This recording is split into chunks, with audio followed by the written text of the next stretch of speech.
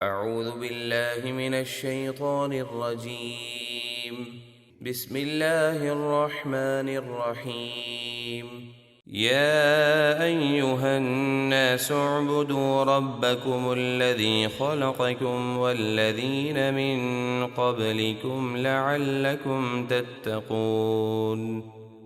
اے لوگوں، اپنے رب کی عبادت کرو جس نے تمہیں اور تم سے پہلے لوگوں کو پیدا کیا تاکہ تم پرہیزگار بن جاؤ۔ الذي جعل لكم الأرض فراشا والسماء بناء وأنزل من السماء ماء فأخرج به من الثمرات رزقا لكم فلا تجعلوا لله أندادا وأنتم تعلمون۔ تمہارا رب وہ ہے جس نے تمہارے لیے زمین کو فرش اور آسمان کو چھت بنایا اور آسمان سے پانی اتارا، پھر اس پانی سے تمہارے کھانے کے لیے کچھ پھل پیدا کیے، تو تم جان بوجھ کر اللہ کے لیے شریک نہ ٹھہراؤ۔ وَإِن كُنتُمْ فِي رَيْبٍ مِّمَّا نَزَّلْنَا عَلَىٰ عَبْدِنَا فَأْتُوا بِسُورَةٍ مِّن مِّثْلِهِ وَادْعُوا شُهَدَاءَكُم مِّن دُونِ اللَّهِ إِن كُنتُمْ صَادِقِينَ۔ اور اگر تمہیں اس قرآن میں کچھ شک ہو جو ہم نے اپنے خاص بندے محمد صلی اللہ علیہ وآلہ وسلم پر اتارا، تو تم اس جیسی کوئی ایک صورت تو لے آؤ اور اللہ کے سوا اپنے تمام حمایتیوں کو بلا لو اگر تم سچے ہو۔ فَإِن لَّمْ تَفْعَلُوا وَلَن تَفْعَلُوا فَاتَّقُوا النَّارَ الَّتِي وَقُودُهَا النَّاسُ وَالْحِجَارَةُ اعدت للکافرین۔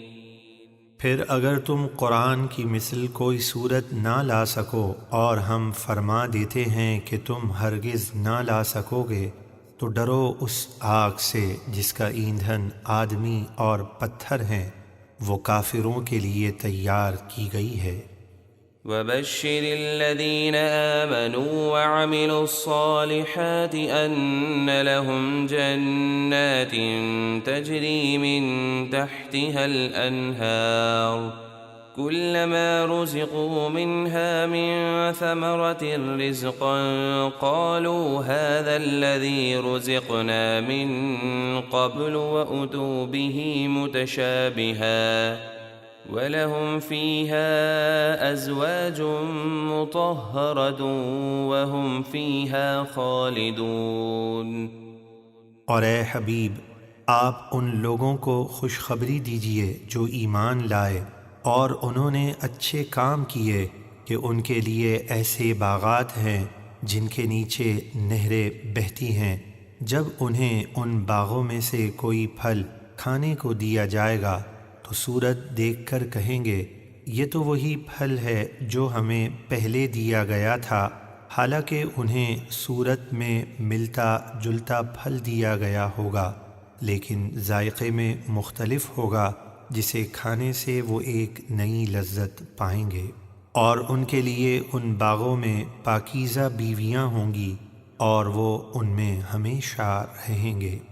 ان اللہ لا يستحی ان يضرب مثلا ما بعوضة فما فوقها فأما الذين آمنوا فيعلمون أنه الحق من ربهم وأما الذين كفروا فيقولون ماذا أراد الله بهذا مثلا يضل به كثيرا ويهدي به كثيرا وما يضل به إلا الفاسقين۔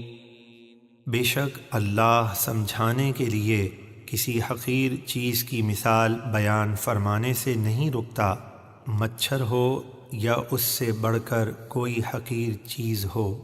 اللہ تعالیٰ نے بتوں کی بے بسی کا ذکر فرمایا کہ ان کی کمزوری کی مثال مکڑی کی طرح ہے اور یہ بت اپنے اوپر بیٹھی ہوئی مکھی بھی نہیں ہٹا سکتے، تو کفار نے کہا بلند و بالا کلام میں مکھی مکڑی کی مثال کیوں بیان کی گئی؟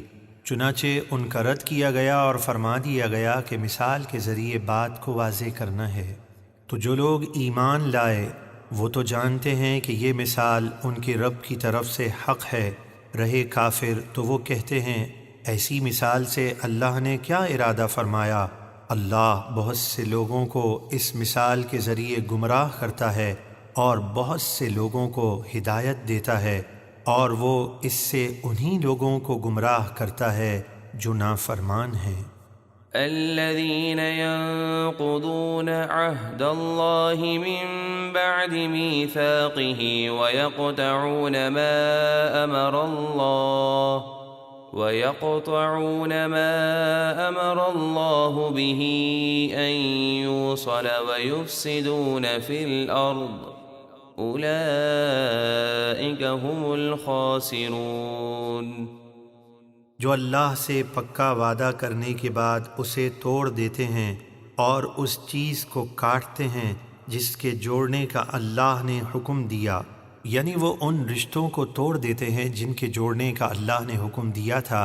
اس آیت میں بہت گنجائش ہے، اس میں دین اور دنیا کے تمام تعلقات آ گئے، مثلا اللہ تعالیٰ اور اس کے محبوب علیہ الصلاۃ والسلام، اسی طرح والدین، بیوی بچے وغیرہ۔ کامل وہ شخص ہے جو ان تمام حقوق کو پورا کر کے دنیا سے جائے اور زمین میں فساد پھیلاتے ہیں، وہی نقصان میں ہیں۔ كيف تكفرون بالله وكنتم أمواتا فأحياكم ثم يميتكم ثم يحييكم ثم إليه ترجعون۔ اے کافرو، تم کس طرح اللہ کا انکار کرتے ہو؟ حالانکہ تم بے جان تھے تو اس نے تم میں جان ڈالی، پھر وہ تمہیں موت دے گا، پھر تمہیں زندہ کرے گا، پھر تم اسی کی طرف لوٹائے جاؤ گے۔ هو الذي خلق لكم ما في الأرض جميعا ثم استوى إلى السماء فسواهن 7 سماوات وَهُوَ بِكُلِّ شَيْءٍ عَلِيمٌ۔ وہی ہے جس نے تمہارے لیے بنایا جو کچھ زمین میں ہے، پھر آسمان بنانے کا ارادہ فرمایا تو ٹھیک 7 آسمان بنائے، اور وہ ہر چیز کو خوب جانتا ہے۔